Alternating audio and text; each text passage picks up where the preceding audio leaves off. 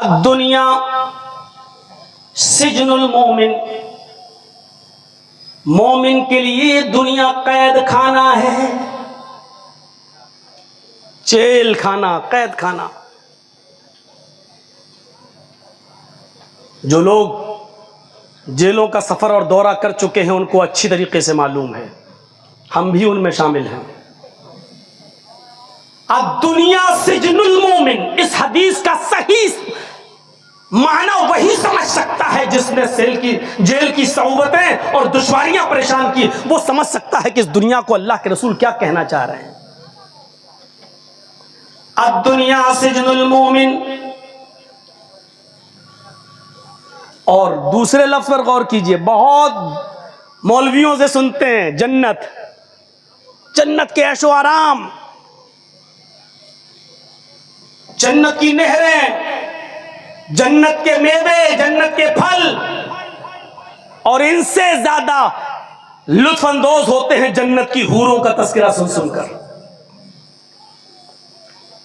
ہمارے ذہن میں بیٹھی ہوئی ہے، اور جنت کی نعمتوں کا اصل تصور تو ہمارا دماغ کر ہی نہیں سکتا۔ ہمارے پاس اتنا دماغ ہے ہی نہیں کہ جنت کی نعمتوں کا صحیح تصور کر سکے۔ ہماری آنکھوں میں وہ طاقت ہے ہی نہیں جو جنت کی نعمتیں دیکھ سکے۔ فرمایا جنت میں ایسی نعمتیں ہوں گی تمہاری آنکھوں نے دیکھا نہیں ہوگا، تمہارے کانوں نے سنا نہیں ہوگا، تمہارے دماغوں ذہنوں میں ان نعمتوں کا کبھی تصور بھی نہیں گیا ہوگا۔ انسان کے چھوٹا سا دماغ، انسان کی محدود نظر، انسان کے محدود کانوں کی سماعت جنت کی نعمتوں کے بارے میں نہ تو سن سکتی ہے، نہ احساس کر سکتی ہے، نہ دماغ میں سوچ سکتی ہے۔ بس تھوڑا سا سن لو، نہریں ایسی ہوں گی، پانی ایسا ہوگا، اتنا میٹھا ہوگا، اتنی بڑی جنت ہوگی کہ ایک معمولی جنتی انسان کو جس نے سب سے کم نیکیاں کی ہوں گی اور جنت مل گئی ہوگی تو اس کو بھی اتنی جگہ ملے گی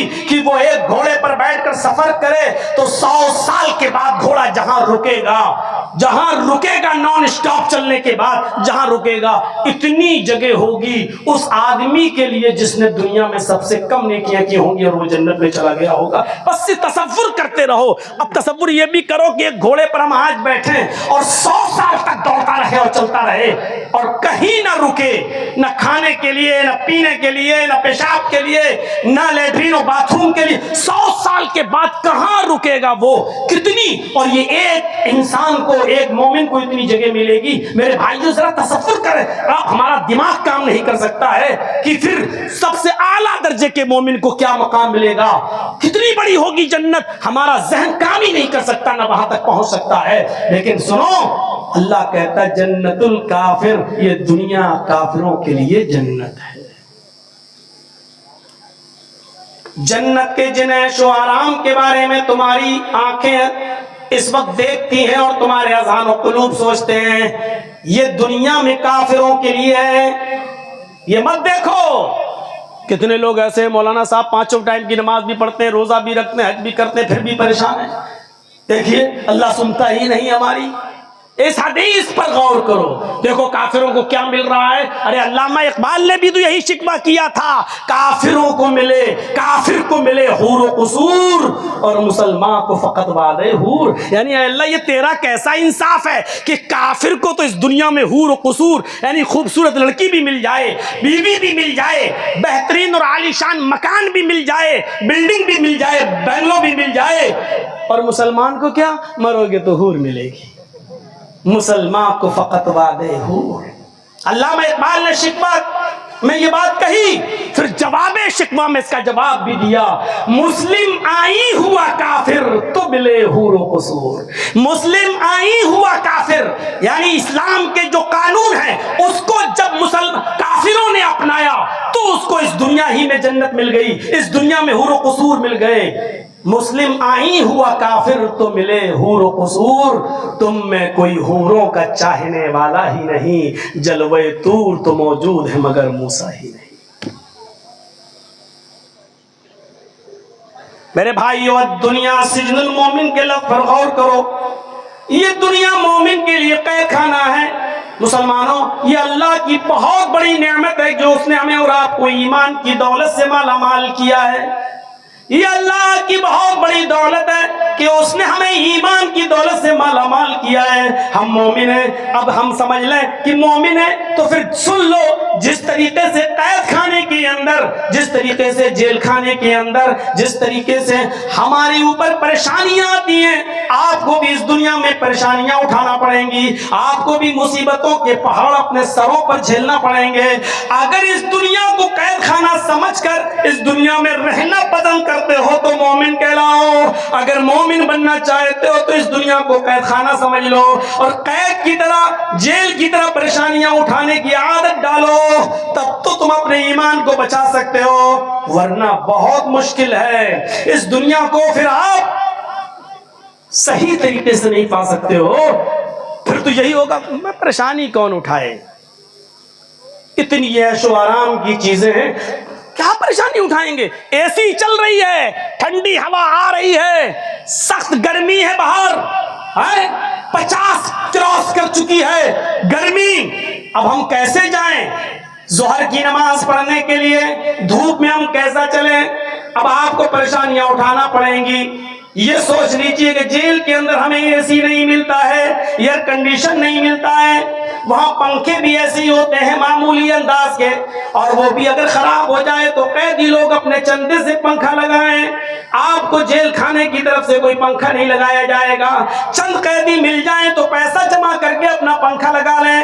اب باہر میں اے سی میں رہتے تھے, لیکن جیل میں اب تمہیں قید خانے کے اندر ہو. اب اے سی کا تصور مت کرو, یہاں اذان کی آواز آ رہی ہے, سخت گرمی پڑ رہی ہے, اے سی کی ٹھنڈی ہواؤں میں لیٹے ہوئے ہو, آواز آتی ہے حی علی الصلاۃ. اگر ایمان تمہارے اندر ہے تو اس زندگی کو اور اس دنیا کو قید خانہ تصور کر لو. تھوڑی دیر کے لیے اے سی کی ٹھنڈی ہوا کو چھوڑو, اپنے سر پہ گمچہ باندھو, سخت لو لپٹ کے اندر تم نکلو, چند قدم مسجد کی طرف بڑھو. ہر قدم پر اللہ رب العالمین ایک نیکی دے گا, ہر قدم پر تمہارے گناہ کو معاف بھی کرتا جائے گا.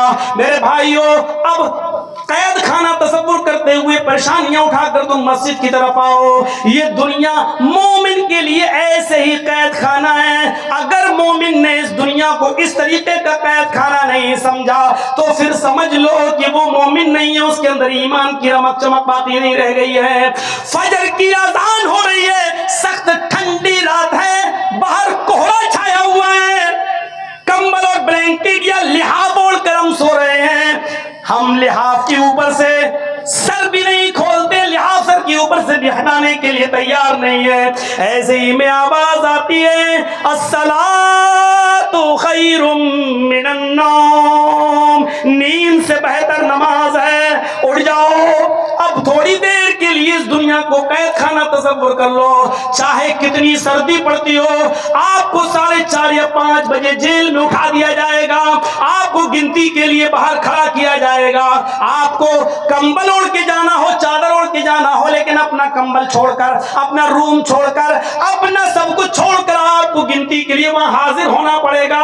وہاں آپ کو کسی کی نہیں چلتی ہے, وہاں آپ کو حاضری دینا ہی دینا پڑتی ہے. بس اس دنیا کو بھی قید خانہ تصور کر لو, اپنا گھر مکان چھوڑ کر, اپنی بلڈنگ چھوڑ کر, اپنا لحاف قربان کر کے مسجد کی طرف چلے جاؤ. یہ دنیا اسی طریقے کا قید خانہ ہے مومن کے لیے. اگر آپ مومن ہیں تو یہ صعوبت تو برداشت کرنی پڑے گی, یہ تکلیف تو برداشت کرنا پڑے گی, تبھی ایمان اگر بچا سکتے ہو تو. اور اگر نہیں بچانا چاہو تو جاؤ لگاؤ گوتا کسی عیاشی اور مکاری کے مقام پر اور فری میں جہنم کا ٹکٹ خرید لو. بہت آسان ہے میرے بھائیو, جہنم قدم قدم پر اس دنیا میں موجود ہے, اس لیے کہ یہ دنیا کافر کے لیے جنت ہے, مومن کے لیے قید خانہ ہے. ان دو جملوں میں کتنی بڑی بات کہہ دی نبی اکرم جناب محمد رسول اللہ صلی اللہ علیہ وسلم نے. الدنیا سجن المومن و جنت الکافر.